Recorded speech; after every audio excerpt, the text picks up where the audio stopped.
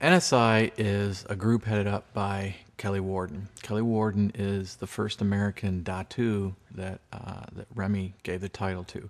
Datu, loosely translated, basically means leader, chieftain, leader of village. And there were certain things that Kelly had accomplished and impressed Remy with that made Remy do that.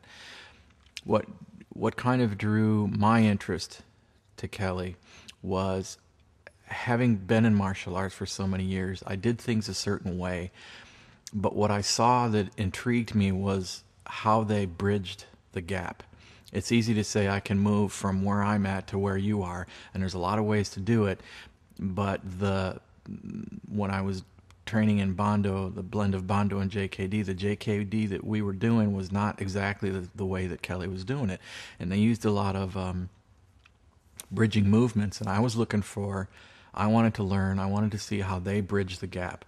I was also interested in learning a little bit more about the knife, so I bought a couple of Kelly's DVDs and called him up on the phone, and we spent countless hours laughing and talking on the phone about different things.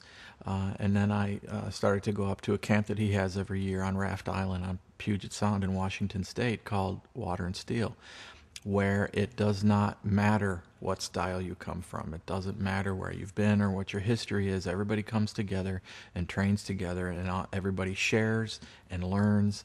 As much as it's Kelly's camp, Kelly also has other people teach. So even a guy that's been having the same camp for, I think it's in his 25th or 27th year this year, he's not about having to be the one all the time. He's willing to let other people teach. So it doesn't matter where people come from. It's about sharing and growing and evolving, which is really also what United Modern Artists does.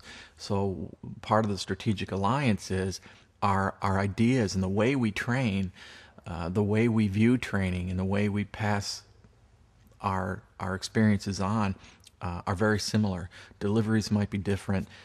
Obviously, geographically, it's different. But essentially, mentally and physically, it's very similar. The way that I was doing things was the way Kelly was doing things, but there were certain things that he did differently that I wanted to know about, particularly in knife and particularly in bridging the gap. So that's what kind of drew me to Kelly.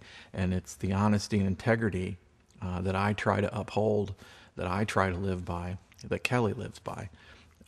And so I think that people become friends for a lot of reasons, and the reasons are very similar between Kelly and I. I don't pet Kelly and tell him how wonderful and beautiful he is. We're honest.